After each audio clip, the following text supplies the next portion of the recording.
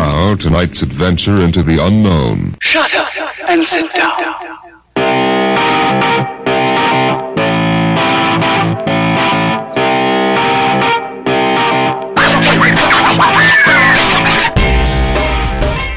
If I want to be really enthusiastic, you know what I'm going to talk about? I think I'm going to be talking about Savannah. Did I tell you how fucking beautiful she is? And how sweet and smart and adorable and sensitive and a fucking barbarian and all at the same time? She's a beautiful savage. Yo, I'm a true fighter. Probably die in the ring in the land of the blood. The man with 135 pounds. She represents the compound MMA, hailing out of Long Beach, California.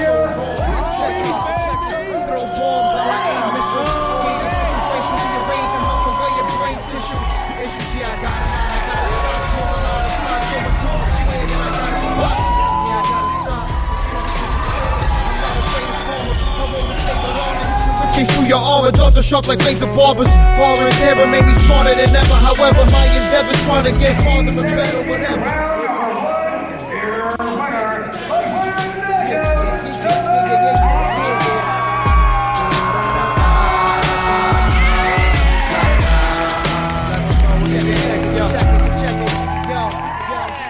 Okay, welcome to Sarge Approved. I'm gonna do this again. I am Sarge, and I am not here with Frenzy today. Unfortunately, I am on my own, and we're just going to wing it and hope it's not a total disaster.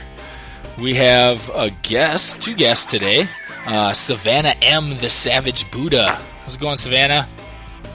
Hey, how's it going? Everything's going good? Thanks for being with us, or me. Yeah, no problem. And we have Daniele Bolelli coming back for the second time. The middle finger of the gods, as you are affectionately referred to. Thank you for being with us. Of course, my pleasure. Thank you for having us. So Daniele, you're gonna kind of be like my guest host today and help kind of facilitate the conversation with the Savage Buddha here. Yeah, because it's a complicated conversation. Because, we usually just leave her in the cage and we just throw raw meat at her. So when she come out of the cage, she just grunts once in a while, but that's it. And so, to actually get her to talk, I'll get her extra raw meat this time. She'll be happy. So that's where all your conversating is done, is in the cage? Yeah. That's how you guys solve problems. If there's a disagreement, let's take it to the mat. I like it. So, then I've got to know, how can Savannah take you? Can she make you tap out? I think I have the advantage when it comes to stand-up, but if it ends up on the ground, he can whip on me. Yeah? Never that. So have you gotten Daniele to tap? Yeah, sure, sometimes, when we're, every now and then when we roll, yeah, it happens, but...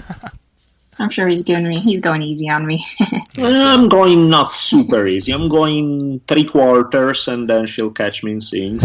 But yeah, overall, my ground game is probably better, but her stand-up is scary. Like, the way she hits is... Forget most men. She hits harder than the majority of men fighters, let alone women.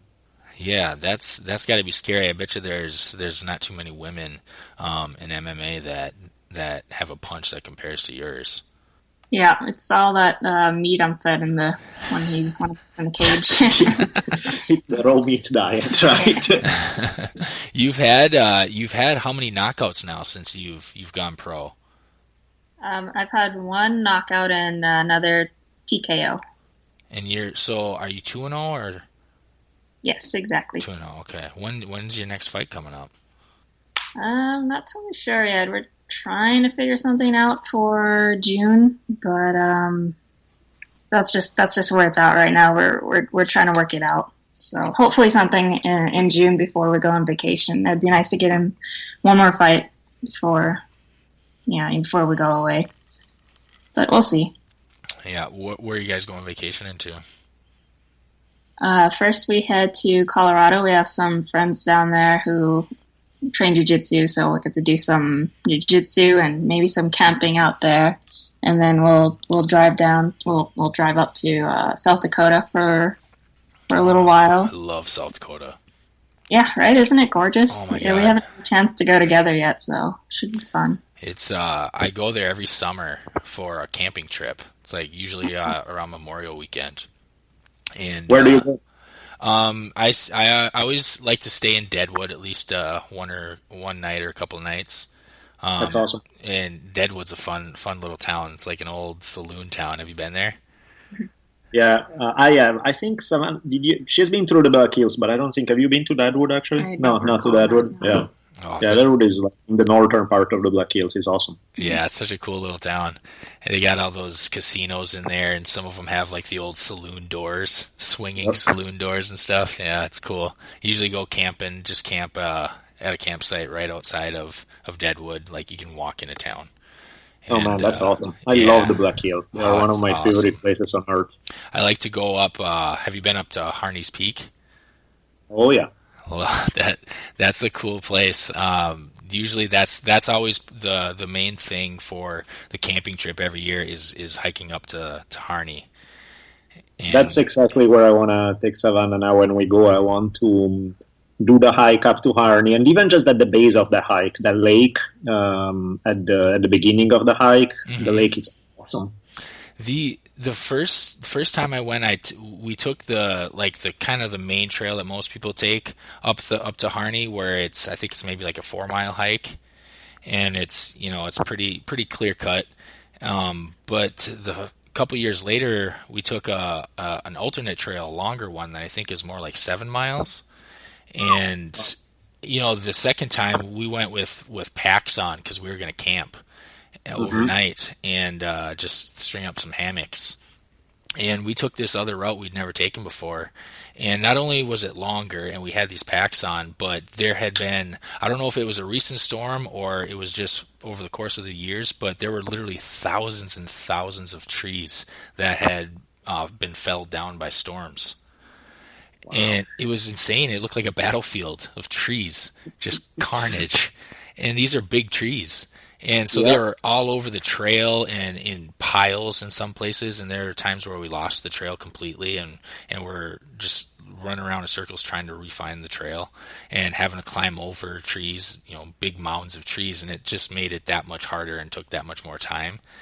And so it ended up taking us, we were going about a mile an hour because it took us like over 7 hours to get up to the top. And it was the middle of the night when we got up there, and I'm sitting there the whole way. I'm like, got my hand on my knife, just watching for cougars, mountain lions. Yeah, there are a bunch. They definitely have mountain lions. They have, it's real nature out there. It's not, your average park kind of. It's some real deal out there. Yeah, that's what scared me the most was the idea of mountain lions lurking around out there. Yeah. I can't. The storm that took down all those trees too. That's pretty scary. Yeah, I couldn't believe how many of them were down. Literally thousands. Not an exaggeration. It was crazy. Could they have been cut? Because I remember hearing that they are having like some beetle problem, that they have to cut a bunch of trees because there's like kind of like it's acting almost like a plague for the trees, killing a whole bunch of them with some beetles. That could be. They all look like they had been knocked down in a storm, though. Oh, I see. Okay. And I guess there's some kind of law where you're not allowed to pull any of those trees off of that mountain.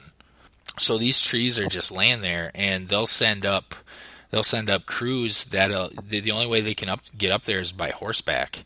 You can't get any 4-wheelers or any ATVs, anything like that up there. So they all go up on horseback with chainsaws and rope and cut up these trees that are on the trail. And all they can do, they're not allowed to haul anything out, though. They have to just get it off the trail and like off to the side.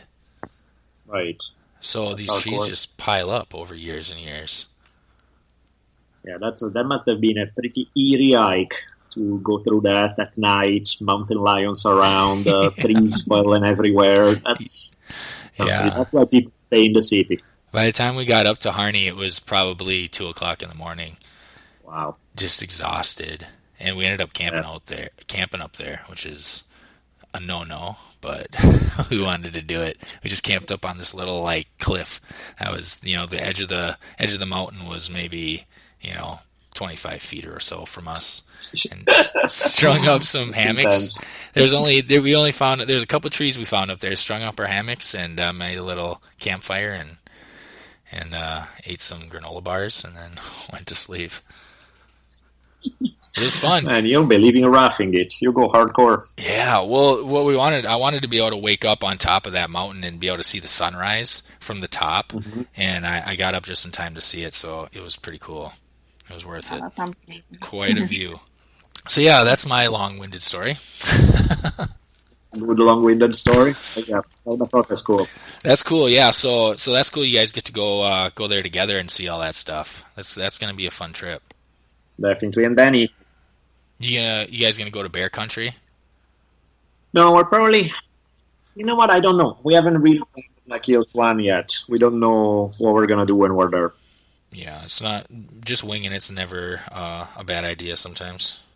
Yeah, it's such a cool place that pretty much anywhere you go is good. We have a former guest that's been on the show, Jesselyn May Harper. She's known as the Kenpo Girl. She does her specialty is Kenpo, obviously, and she's also a writer. She writes about MMA and all the different martial arts. She doesn't just focus on Kenpo. She covers all of them basically. And she emailed me with some questions she wanted me to ask you guys. Perfect. She the first one I got here is for both of you. And it says, there's been a lot of controversy about judges' results in the UFC since the new owners have taken over. How do you feel about it? Well, I mean, what do you think? Like, you've seen some of the fights where you feel like the judging is slightly off. Like, what do you think it is? Is it the judges just should be better educated on MMA, or do you think, like, have you seen it a bunch, or do you find yourself mostly in agreement sometimes with the judges? Because that's kind of the game we play, right? You see the fight and you're like, this round should go too, and then at the end you check how it compares with what people with the actual decision. What's your feel on it? Have you felt more like controversies and you feel like watching, or you find yourself agreeing? Late I felt like it's pretty close. I haven't noticed anything too controversial, at least lately. Nothing too dramatic, yeah. Yeah, I think part of the thing that's tricky is that they force you to pick a round. Like, they rarely ever give draws, on a round. Some rounds are draws, some rounds are 10-10, and nobody's taking a clear advantage. And so when people have to almost flip a coin and choose one guy or the other on a round that really it's a toss-up, then you can end up with some really screwed up results because, you see some guy wins a round very clearly. The second round, the other guy wins it very clearly. And the third round, it really is a draw, and they should call it a draw. And instead, they just decide to, no, we have to pick a winner. And that gets always kind of weird. Why is that? Why do you think that is? That they probably don't like having to redo the same fight. Because, if you have a draw, the pressure is on to have those guys fight again. And sometimes maybe it's not a compelling enough fight to do it, and they don't want to do it. So they would rather have it go one way or another. That's my guess, at least. I'm not sure, because I find it dumb. I think, it's okay to call it a draw when it's a draw. Yeah, it's kind of weird. It all comes down to how much attention there's going to be for a particular fight and matchups and everything. Mm-hmm. Well, these judges, how experienced are these judges in the UFC? Are they comprised of former fighters or people that are just basically talking heads? Yeah, I don't think any of them are former fighters. I think exactly they're just talking heads. Just like it seems like they don't really have much experience in what's going on. Yeah, why has that not changed? It's kind of always been that way, hasn't it? Yeah, it's weird. Like, they get these people sometimes that maybe they are boxing judges, so they can see the stand-up, but they have no clue what's going on. It's kind of weird. I mean, they're trying to educate them better, but they're clearly lagging way behind. Probably because the commission is still relying on, it's the same commission that does boxing, and so they use sometimes the same people. Yeah, because you see in other sports, like in the NFL, football, a lot of former players go on to become these analysts, these talking heads. Yeah, they are doing that in MMA with commentators. They are doing that. That's why there are some good ones. Who do they have? They have Cormier. oh yeah, Daniel Cormier. Sometimes it's Dominic. Dominic Cruz. Dominic Cruz, yeah. He's cool. Yeah, so they have those guys, and those guys are really well educated, of course, about the game because they are fighters and they know how to speak well. But yeah, but it's more in comment. Brian stands sometimes they have for the interview, but sometimes it's more for the commentating than for the actual judging. Yeah, I suppose you don't actually see former NFL players as refs, in the NFL after the game's over. But maybe they played football in college or something at least. Yeah. But all right, so let's see. She sent a few questions here. We got Savannah. How do you feel about new women's weight divisions opening up, like the women's featherweight in UFC? It's good for me because that's exactly where I need to be fighting at. So, I'm pretty excited about the featherweight. No, feather is the 145. That's Cyborg. No. What is my division? Flyweight. Oh, yours flyweight. Is fly. Yeah. Right. Never mind. Well. Yeah, I mean, I guess they're talking about starting a flyweight division for UFC possibly. But, so how many weight divisions were there initially for women? Just two. Featherweight and 115, which I don't know what that's called. 115. Yeah, it's like I think the first two are 115 or 135, and then feather now they added at 145, and they are gonna add fly at 125.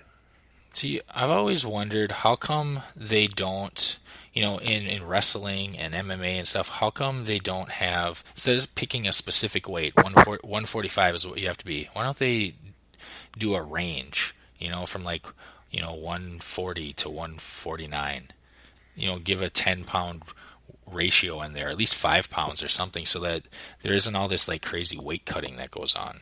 Oh, no, I mean, they do give you the range. Sure, you can walk out for a 145-pound fight at 137 if you want. The problem is your opponent is going to walk in at 145 after having cut a ton of weight. So then really by the time they are in the cage, they are probably 155 or 160. And then if you're walking in already light at the 145 limit, then you're really screwed because you face somebody who's 20 pounds heavier than you. Right. Because they give you, what do they give you, 24 hours after weigh-in? Yeah, exactly. Before you fight, so you can actually try to rehydrate and feel like a normal human being again before you actually have to fight. Okay.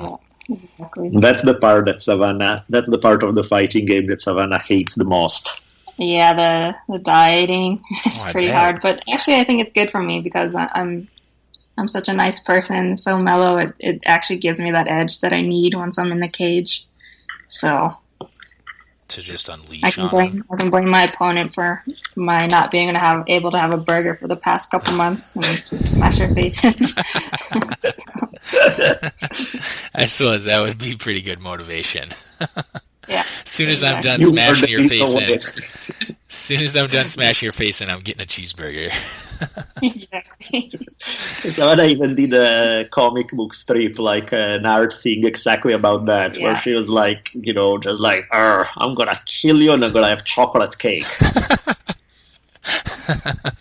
So after you've made weigh-in, what do you usually do in that 24 hours or so before you actually fight to kind of, get back to normal? Well, usually I'm rehydrating a bunch, taking food back in a little at a time, and I mean, we don't do anything crazy workout-wise. We just we like to drill the things that we kind of feel would, kind of drill our game plan really nice and easy. That's pretty much about it. Yeah, I'm curious. I was just curious, like what kind of food and stuff you're taking in after that. If you have to ease into it, I suppose you can't just kind of go eat a cheeseburger right away. Your stomach's probably just the size of a freaking acorn. Exactly. Yeah. Some of the guys I was training with, they were talking about going to a buffet right after weigh-ins. It's just like, yeah, I'd be wasting money pretty much because I can have like two bites and I'm dead. Yeah. So. Like your stomach shrinks after a while when you're dieting so much. You just can't put that much food in there no more. After weigh-ins, I had a granola bar and I felt kind of sick. Really? So, yeah. Crazy. That's kind of a nice little benefit, though, of if you're somebody that actually works out and tries to stay in shape as a result of it, you don't want to eat as much and you physically kind of can't eat as much as if you were just sitting on the couch eating a bag of Doritos every night. Exactly. Yeah, but then I guess we could talk about what happens after she wins a fight. Yeah. Oh, come on. Yeah. Because what you just said doesn't quite hold up anymore.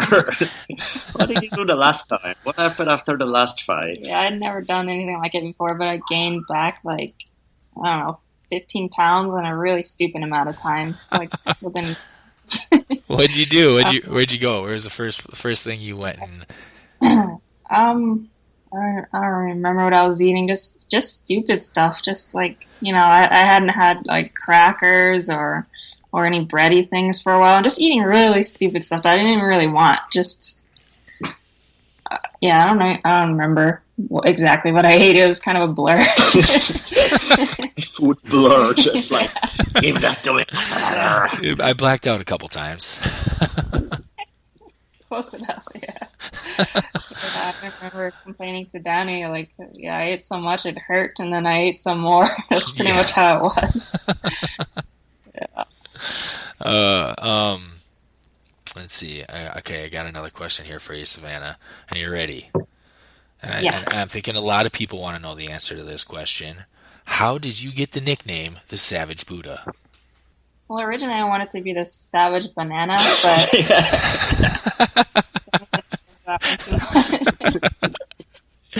You know what's beautiful about that name is if you were destroying chicks in the cage with the Savage Banana as your nickname, that would just be that much more demoralizing for your opponents. Yeah. You just got destroyed by the banana. Exactly. Yeah. That's awesome. So Savage Buddha, I guess it came because, my mellow demeanor, I'm so quiet, and people that meet me, they wouldn't think of me as a fighter. That'd probably be like the last thing they'd think. But at the same time, I've been boxing for a while, so I can hit pretty hard. So that's where the Savage part came. So we decided Savage Buddha, and it has a nice little contrast that I like. Yeah. Between the Savage and the Buddha. It's perfect. Yeah. And Daniele, where did you get your nickname, the middle finger of the gods? Because it's perfect. It's perfectly fitting for you. I started noticing the pattern. There was a period in my life where I was a little edgy, and somehow the middle finger seemed to show up in lots of different ways. I was on this documentary called I Am Bruce Lee, where it was funny because, on a documentary, they typically interview you for 2 hours to be able to clip out maybe 45 seconds that they're going to use on the documentary, because then they have all these other people that have also interviewed for 2 hours, and they just take... And, I spoke for 2 hours about this, that, and the other, Bruce Lee philosophy, this and that, and then, of course, one of the clips was about... how it was a comparison of Bruce Lee as a middle finger standing up against authority. And, it seemed to show up a lot. And so, middle finger of the gods. There's also a picture that I took when my daughter was less than 2 years old, where it's a kind of a funny picture because I was holding her up on one hand. And, on one hand, there's this very kind of sweet, taking care of my baby kind of stuff and trying to protect her, make her feel good.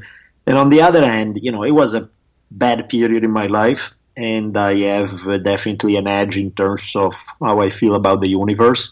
And so there was the middle finger, was not something personal toward anybody. It was more just, hey, the universe is trying to crush me here. Screw you, I'm still here. I'm still standing. So there was more an element of defiance to it. It's poetic in a way, isn't it? Yep, thank you. I like it. No, it's good. It's you guys, both of your monikers there are definitely perfectly fitting for your Sweet. personalities. That's funny because one of the other questions Jesselyn had for you, Daniele, was about your role in that documentary, I Am Bruce Lee, which was a huge success for Spike TV. Mm-hmm.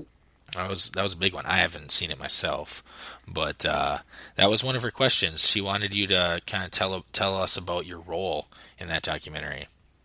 Yeah, it was funny. I mean, it's kind of a weird, long way to it, because what happened was that I happened to be in Wales, in Cardiff, in Wales, and I found out while I was there that a local professor had written this book, and as part of the book, he also had written a chapter that was basically kind of tearing up a lot of stuff that I had written about Bruce Lee.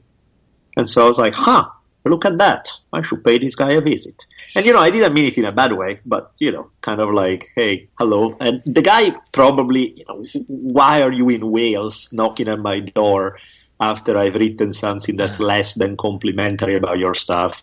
I think, plus my Italian accent, I think probably, and again, this is completely my imagination, but in my mind, he started having visions of like some Godfather thing going down where I was just there to murder him over the perceived offense. And so he was ridiculously nice to me, right? He was so nice to me. And then what happened is that he was considered kind of the foremost expert on the philosophy of Bruce Lee. He wrote a bunch of books on it. And so when they called him to be in the documentary, he said, hey, do you have anybody else you recommend who can talk more about the philosophical aspect of it all? And he promptly pushed me forward, which I thought was pretty funny. And so I got this call one day, and he was like, oh, man, we didn't know. It's kind of a last-minute thing, but we're shooting in L.A. Do you have time tomorrow morning? And he was like, sure, let's do it. And it was awesome because I met Pete McCormack, who was the director of the movie, who was like one of the nicest people ever. I really like Pete, and I started working with him on other projects. So it's been a weird series of coincidences leading to one thing after, and like I click really well with Pete, and then we're still working on stuff together now, years later. So this guy who was kind of bashing your stuff on Bruce Lee, after you put the fear of the Godfather into him, he kind of recommended you for this documentary? Yeah, that's exactly what happened. I mean, it's entirely possible that, the bashing wasn't really an unpolite. He just disagreed with stuff, which is fine. And then, when I went to visit him at his office, he was very just nice and polite. So, I like to portray it as the Godfather version because it sounds so much cooler. Yeah. I don't know that's what was going on through his mind, but since I don't know that he wasn't, I like to stick to my version because it's cooler. Yeah, nobody truly knows what went down in that office that day. Exactly. Yeah. I used to picture you showing up in like a black suit and tie, looking all Men in Black. With some just because there was a horse's head inside in the room when I walked in, that doesn't mean I have bad intentions, Yeah, you've got a black suit on and a horse head in your hand. When he answers and the door. the South Food on a leash behind him. Yeah, exactly. With like, can I punch him now? No, wait a minute.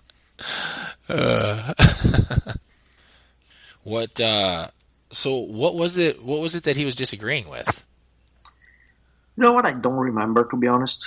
It was a while back, and I think like I trying to remember exactly. Nothing that struck me in a way where I felt like there was a real huge disagreement there. I think he was just kind of, I was saying something and he was showing the yes, but he was kind of putting the accent on where we disagreed, where the reality is I don't think we disagreed as much as he thought we did. So that's what I didn't even take it that much in, because I felt like, sure, it's a good point, but, I'm not really saying something that's radically different from what you're saying, and that kind of thing. So that's why it doesn't stick to my memory that much. Savannah, I've saw some videos that both you and Daniele had posted on Facebook of your first two fights, and your first one was a knockout, right? Was your very first one? Yep. You just put her to sleep on that one. Yeah, exactly.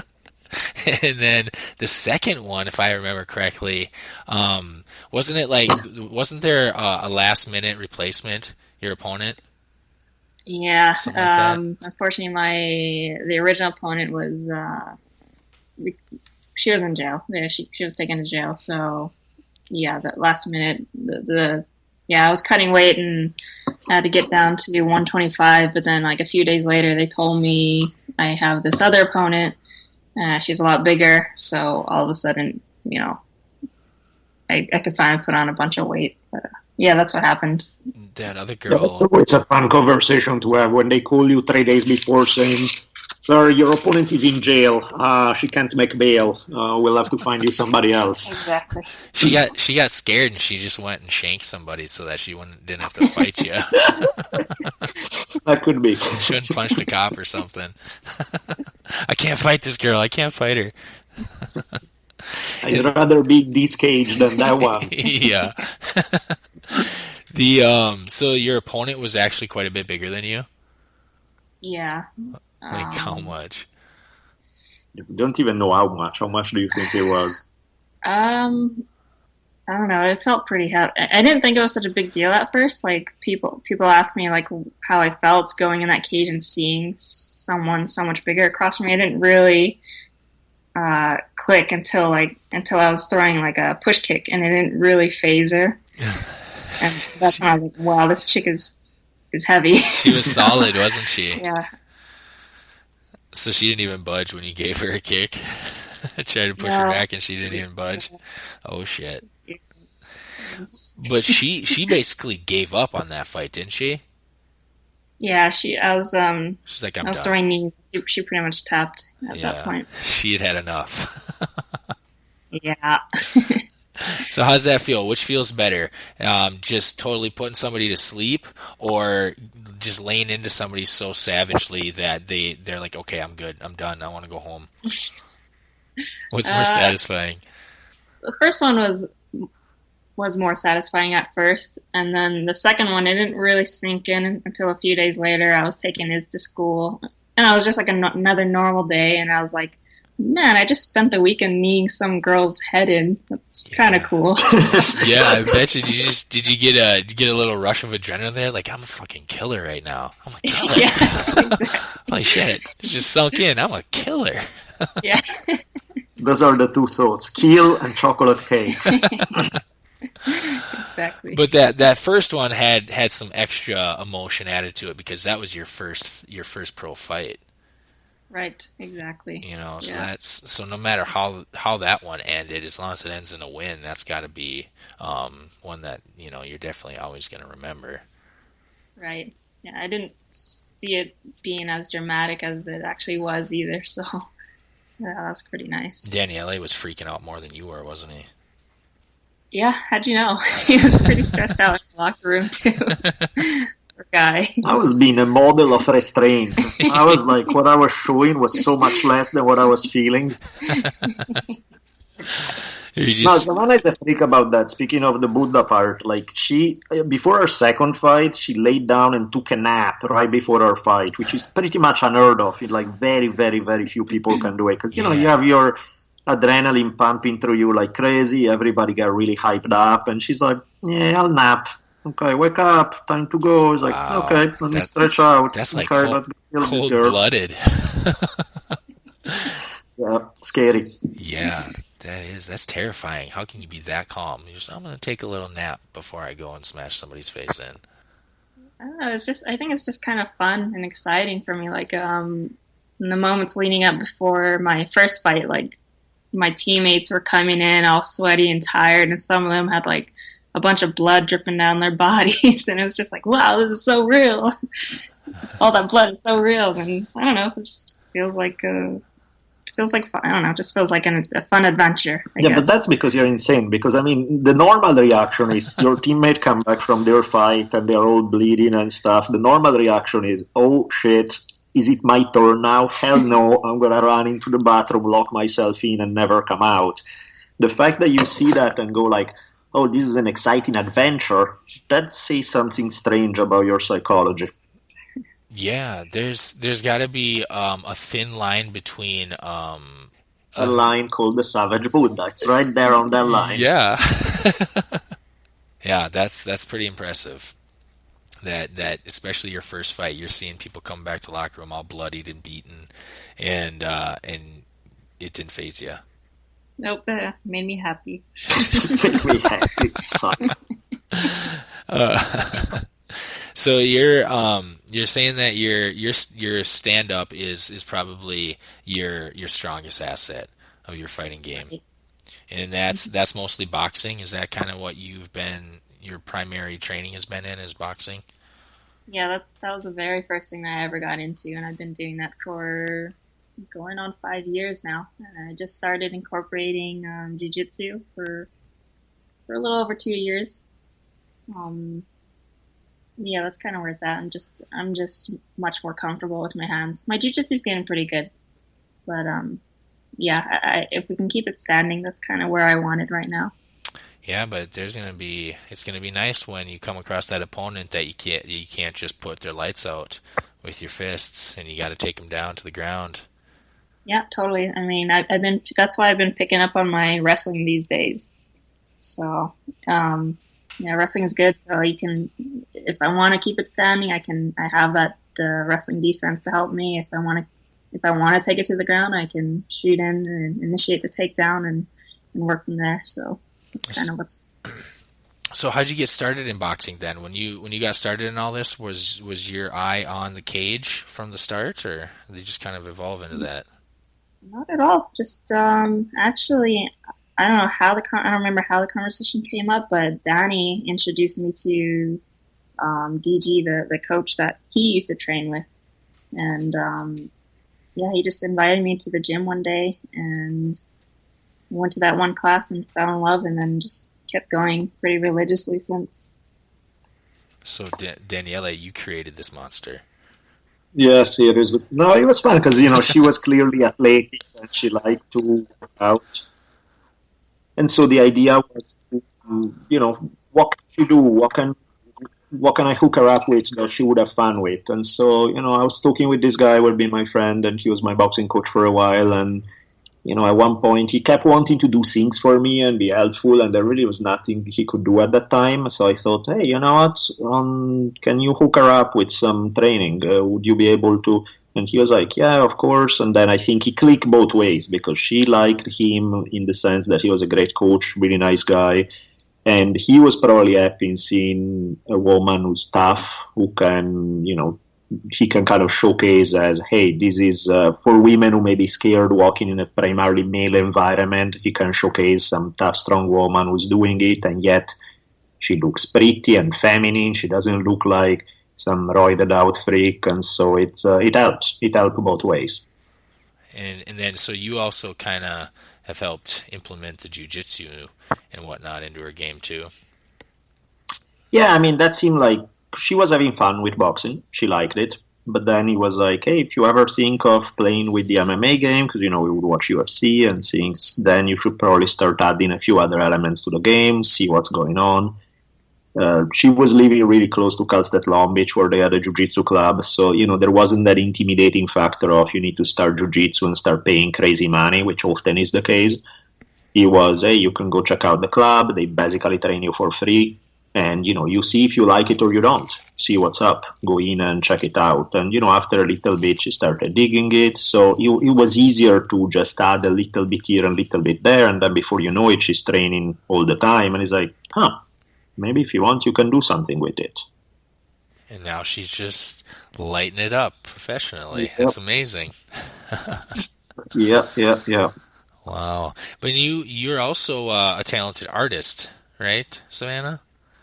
Right, exactly. What kind of art do you do? Well, I went to school for digital media, which doesn't have much to do with what I actually want to do, which is like drawing, digital art, and digital illustrations. Yeah, so I mean, I learned Photoshop in school, but that was mainly for Well, it didn't have anything to do with illustrations, which is what I kind of later learned myself, thanks to like YouTube videos and books and stuff like that. But yeah, right now I like to create illustrations. They're very comic inspired. Yeah, it's kind of what I'm playing with right now. Yeah, she's been doing too some of the, like all the t-shirts for the Drunken Taoist. She's been doing all those. She's been doing the cover art for all the History on Fire episodes. So, and then she'll get commissions here and there for some work. So it's fun stuff. Yeah, I saw some of those drawings and stuff that you've done for like the History on Fire and the t-shirts and stuff. Those are really good. Appreciate it. Thank you so much. Yeah, that's cool that you're able to do that too for for the stuff that both of you got going on. That's pretty neat. Yeah, I love having that opportunity, because sometimes I have these ideas and I can't draw word crap. Like I literally cannot put pen to paper in a way that makes any sense whatsoever. So for me to be able to tell her, hey, I have this thing in mind, can we turn it into reality? And before you know it, she goes, bo, bo, bo, bo, bo. It's like, that's exactly what I picture in my head. And I'm like, okay, that worked awesome. That was really cool. And it gives it a real personal flair to it too, instead of just some clip art that you found. Totally. And I think it helps too, because unlike, many artists are going to get really touchy about if you say, hey, no, can you change this thing? They're like, hey, it's my art. What are you saying? They take it as a criticism. And it's understandable. You put so much time and energy into it. She doesn't. She has kind of very little ego about it. So if I say, hey, I like this, but can we change that? It's like, sure, no problem. Boom, done. And then you're like, oh, yeah, that's exactly what I wanted. And then before you know it, it works out exactly the way I envision. And it's a smooth process. There's no ego involved. Oh, I got one final question from Jesselyn. This one's for you, Daniele. Let's go. How did you become involved with Kung Fu Sansu? And what do you prefer about this style of Kung Fu? What happened is... I think this was like early 90s, something like that. So it was even right before UFC came onto the scene. It was before kind of this whole big revolution in combat sports. So it was probably right around that time. So there was a lot more traditional martial arts where kind of what was out there. And I had been doing martial arts for a while, but I was looking for something that was a little more self-defense oriented. And what I like about the Kung Fu Sansu style was that it had this more rough, street-oriented approach. Now, the problem with martial art is that all martial art is a simulation, right? Because you cannot... Real fighting is something else. Real fighting, you can't really train real fighting because it's innately extremely unsafe. So if you train full on, full power, no rules all the time, you're going to kill each other in no time. Yeah. The problem of martial arts is that every martial arts style has to pick one approach, either the combat sport approach, which is we limit the type of techniques we can do. We are not going to do all the most dangerous techniques, but those techniques we train with full power, full speed in a sparring scenario. And that's great because it gives you timing, it gives you the sense of resistance, the sense of having to adapt to the opponent. I mean, that's absolutely necessary. But at the same time, there's something to be said for those art where you do train cooperatively. So, there you lose some realism. You lose a lot of realism for that matter because your opponent is not really an opponent. It's somebody who's kind of working with you. Mm-hmm. But at the same time, you are drilling exactly the techniques that you would use for real, not in a sport context. All the stuff that's prohibited, it's prohibited because it does too much damage too quickly in sports. Mm-hmm. And obviously that's the stuff you actually want to use in a real context. So having something where you do drill that a lot is, I think is useful. I'm a big believer that you need both. I mean, primarily combat sports are it. I think most of the emphasis should be on combat sports in terms of, at least if you care about combat effectiveness. If you do martial arts for other reasons, then you don't need it. But for combat effectiveness, I think combat sports first, but you also need at least a little bit of this more self-defense oriented approach. Yeah, there's definitely a huge difference between that and real life. especially if if you're going up against somebody who actually knows what they're doing. They have an idea of what you're going to be doing, and instead of just some drunk idiot who's never gotten into a fight in his life. Yeah, and in fact, I mean, that's the thing. Is like any kind of training is better than no training. But then, of course, you want each one has their specialty. Each one gives you some aspects that, you can be the greatest boxers in the world, but if somebody tackles you and you end up on the ground, it doesn't mean anything. Yep. You can be the greatest jiu-jitsu guy in the world, but if you can't take the fight to the ground, it doesn't matter. You can, you need different aspects of the game to actually know what you're doing. What do you think the most effective martial arts style would be if you were to get into just a random street fight? What do you think the most effective one to be trained in would be? Like Muay Thai or something? Yeah, I mean, striking is great for that because that's where it starts. You start at a distance. Every fight begins at a distance usually. And strikes, especially with multiple opponents, you don't want to be grappling for too long. And also some kind of wrestling style where the second you initiate a clinch, you can throw the living hell out of them and just move on to the next guy or run off. That also helps a bunch. So it's probably a combination of something like Muay Thai and some more wrestling-oriented thing. Yeah, I'm guessing most drunken bar fights end up on the ground pretty quickly. Yeah. And I mean, a lot of it is also because people suck and they don't know what they are doing, so they are not really be able to use their striking or their distance effectively, so they do end up throwing wildly, clinching into each other. Now, even that said, also people who are skilled, if you have good wrestling and you want to take somebody on the ground, good luck keeping them off you. It's very difficult to prevent a good wrestler from being able to clinch and take you down. So that's when you want to know what to do on the ground, because you may not have if you're not the better wrestler, you will end up on the ground. Yep. And then you're fucked. Exactly. So that's why you kind of need a little bit of everything.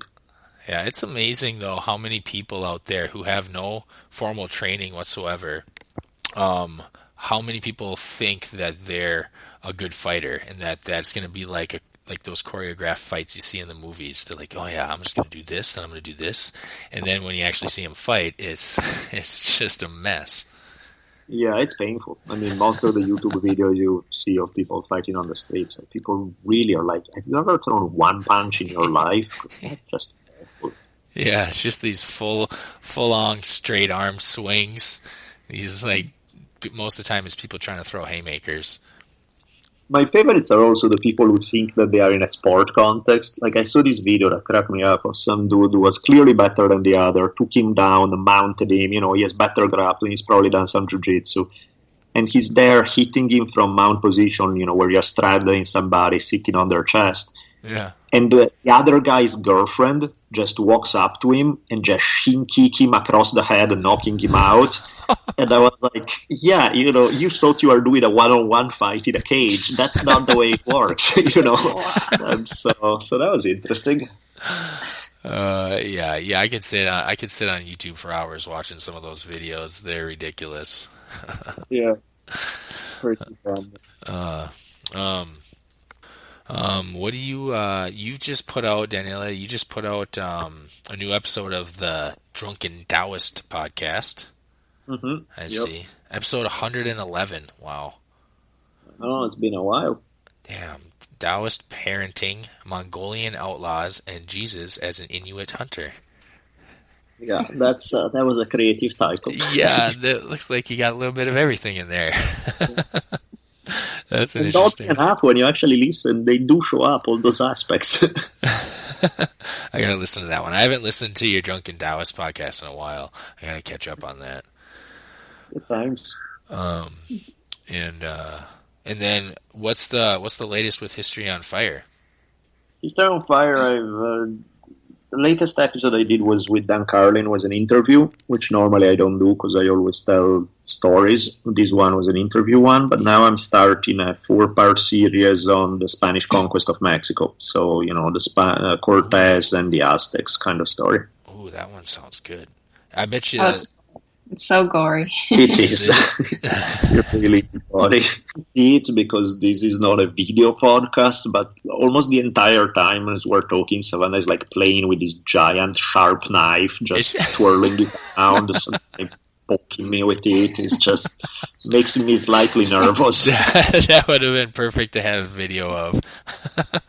Yeah. The whole time Daniele's been held hostage by Savannah during this episode. And she's smiling the whole time, she's all relaxed and happy with her giant sharp knife. She's giving you your lines on cue cards. Yeah, exactly. Say this. Yep. Don't make me cut you. Yeah. I bet you that that episode that you did with Dan Carlin, that had to have been pretty awesome for you because you're a big fan of his. Yeah, I love Dan. He's so nice. He's such a nice guy. He's really monstrously smart. He's just so fun to chat with, and he's very generous that way. He's like, he doesn't have to do my podcast. It's not that it's gonna help him that much, but it's no. He's always cool. He's always. I find this way of thinking really excellent. That's awesome. Yeah, well, same thing goes for both of you. You guys didn't have to do my podcast today, but you did. You've been on twice now, Daniele, and I remember the first time though when we had you on, I was so nervous because I was a big fan. I was a big fan of yours, and so I was excited that you were coming on, and I completely psyched myself out. And that's what's fun about the podcasting world, though, is that we get to have this conversation, we chat, we play. It's fun. It's all in good fun. It's all relaxed. It's all game, and I think that's what people respond to. That this is not some network produced thing with the questions that you're always gonna know what they're gonna ask. You're not gonna go in certain. It's all very. People being people, just being spontaneous, playing in a relaxed fashion. Yep, that's definitely the beauty of it. It's just having a conversation. I like, because I like listening to podcasts myself, and one of the things I like is a podcast where the format's basically just a conversation, and you kind of feel like you're sitting in the back of the room listening to some interesting people have a conversation about whatever. Absolutely, that's what makes it fun. I love. I hate those interviews where it's all just canned, cookie cutter questions. We did have some. Yeah. We did have some from Jesselyn. It's not authentic most of the time. It doesn't feel real when people are. That's why I think people tend to respond to the conversations taking place on podcasting much more than the kind of conversation taking place on like some talk show kind of TV stuff where everything is so much more structured and more predictable. Yeah, like scripted reality TV. Yeah, exactly. It's trash. So what do you got coming up, Savannah? We actually in a couple days I'm going out to Vegas because the Ultimate Fighter sent out a casting call for flyweights, so I'm going to go try out for that. And then we're still seeing about the fight in June, and then we're actually talking about possibly getting a fight in Japan sometime this year. So, oh, cool! Yeah, that'd be pretty exciting. That was actually my dream. That's my ideal scenario, and if I keep doing well in the fight world. So if I can be fighting in Japan, that'd be pretty awesome. Yeah, that would be badass. Yeah. So I'm working on my Japanese right now too. Yeah. So yeah, hopefully you got a fight in June because it'd be good to see you lay somebody out again. And so you had two fights that were fairly close to each other. Those first two fights. Yeah, just I think a couple months apart or something like that. Yeah. So look forward to that. I know we will be, and then you'll have to we'll keep an eye out on it on like Facebook and stuff like that. Yeah. Cool. And then you've also got some like an apparel line that you're doing now, like the Savage Buddha apparel and gear and stuff you're doing. Is that right? Yeah, one of my sponsors, Fight Chicks, they're totally happy to be having just showing off my art too. So whenever, because I've been trying to figure out a way to get my art out there, even on clothes. So whenever I come up with an idea, I pitch it to them, and if they like it, and they put it on the website, and I get a percentage. So yeah, it's pretty cool. That's how that works out. It's cool. On fightchicks.com if anyone wants to see the Savage Buddha collection. Definitely. Go get some Savage Buddha stuff, people. That's cool that you you can do something that you love doing, drawing and art. You know, you can find a way to make some money off of it, and also something that you obviously didn't even realize that you love, and with this fighting. Right. Absolutely. Yeah. Yeah, it works out nicely because the art thing allows me a lot of free time to be able to get my training in, and at the same time, getting commissions here and there and making a little money on the side too. So yeah, I like it. It's a nice balance between as long as I can keep a nice balance between my fighting and my drawing, then I can be happy. Yeah, that's beautiful. That's definitely a key component of being happy, I think, is being able to do something that you love and being able to try to make a living off of it. If you're able to make a living off of something that you love doing, I mean, what's better than that? Right, exactly. I mean, the art, the freelance arting, I have my dry periods, obviously, here and there, but for the most part, it's pretty good. So. And Danny, are you still teaching, Daniele? Yeah, I'm teaching at Santa Monica College in Calcett Long Beach. So I'm kind of looking forward to having a little time off over the summer. Yeah. I don't know how you find time for all the things that you do. Yeah, it's too much sometimes. How long before you hang up the old professor's jacket? It's kind of hard because while I'm making money with other things, with the podcasting, with this and that, it's still probably not enough to just be able to say, sure, cut it all. Or, the problem is, even if it was barely enough to spread by, it would be stressful, because then I would really have to stress that, if the sponsorship doesn't come in, I'm screwed. And, it's a little... I would like at least not to have to teach so much. That would be a great step, to have a little more time for other things. Mm-hmm. But it's a bit of a dance. All right. Well, I think it's time to wrap this thing up. Thanks so much, man. Yes. Much appreciated. Thank you. That was fun. Thanks for being with us. It was a great time. We were looking forward to it. Thank you.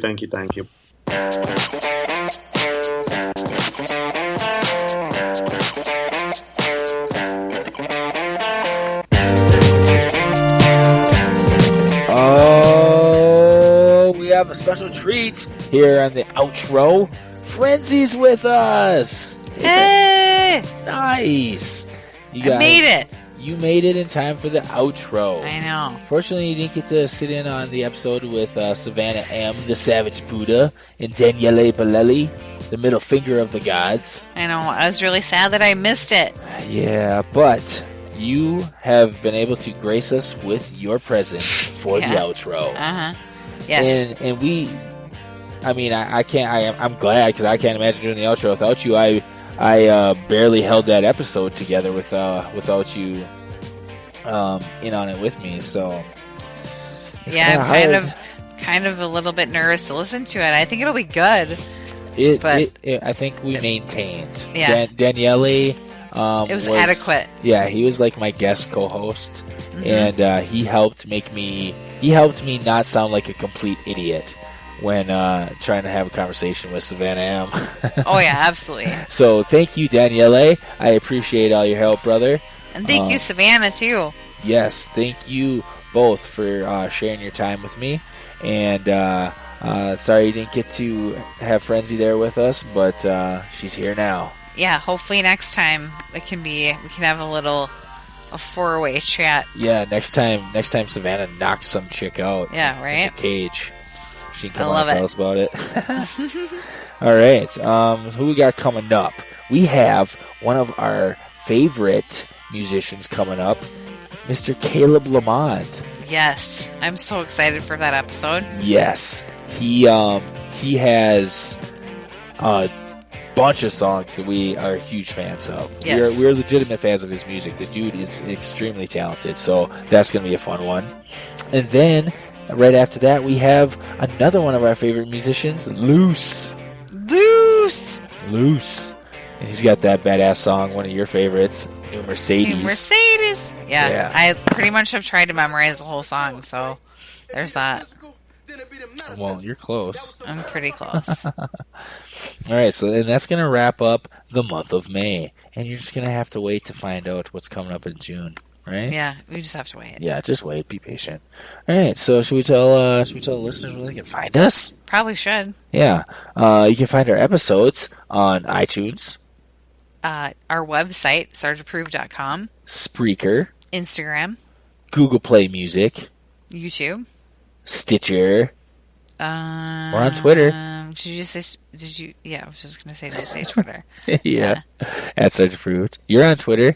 I'm on Twitter at Melissa Frenzy. I'm also on Instagram at Melissa Frenzy. Yes. I think that's pretty much it. I mean, those are all the things. I mean, you YouTube. basically just have to Google Sarge Approved, and we'll show up. Yeah, it's not that difficult. Yeah, we are sponsored by National Survival Center. Yes, survive, don't suffer, don't do it. That's their motto. Yeah, they have all kinds of badass outdoor gear, survival gear, camping gear. It's all the same stuff you're gonna find in the big box stores, except this is the big thing: they are way cheaper, and they got free shipping on pretty much everything except survival food.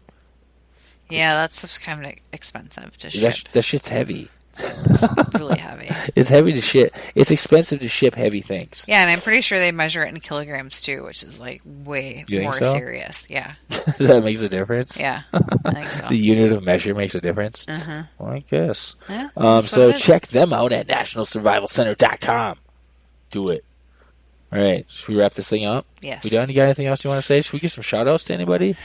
We probably should give some shout-outs. I would like to give a shout-out to Dees Matthews, comedian Dees Matthews, who is nominated for the Best Female Comedian of the Year for the Alabama Music Awards. Yeah, you can go online, check it out, vote for her. Do it, because she's amazing. Yes. Who else you got? Larry Roberts. Yes. Readily Random. Yes. Got to give a shout out to him. Hey, Larry Bear. He's. I'm sure he's going to enjoy this episode. He's a big fan of Daniele Bolelli and Savannah Em and martial arts. Right? I know. And Kenpo girl, Jessalyn May Harper. Jessalyn May Harper. Hey, Jessalyn. You haven't got a chance. And Andrea Harkins, too. You didn't. Yes, Andrea Harkins. All our martial arts friends. But Jessalyn, you weren't able to be a part of the episode, but Jessalyn helped out by emailing Sarge Approved and with some questions for Daniele and Savannah, so that I had like 5 or 6 questions from her that I was able to ask them, and that helped me out because you know how I am. I am not well versed in MMA yet. I'm learning, but so that helped. Daniele helped, and Jessalyn helped.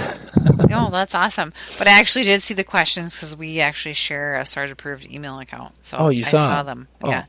So those were a big help. Yeah. So shout out to the Kenpo girl. Yes, thank you, Kenpo girl. Who else? Anybody else? Frank Roach. Yes, Frank Roach. Let's do a little shout out to you. Hey, Frank. I love Frank Roach. We're going to have you on again. You're just not going to be a liquor closet this time. We need to. Even though maybe you should be. Yeah, that was a good time. It was good. I think some of his best work came from that liquor closet in the basement of a bar in Wisconsin. Okay, I have one last one. All right. Darren Chase. Hey, what's up, Darren? Unofficial ambassador of Little Caesars. Yes, please, I beg of you, include the Crazy Bread in your next post.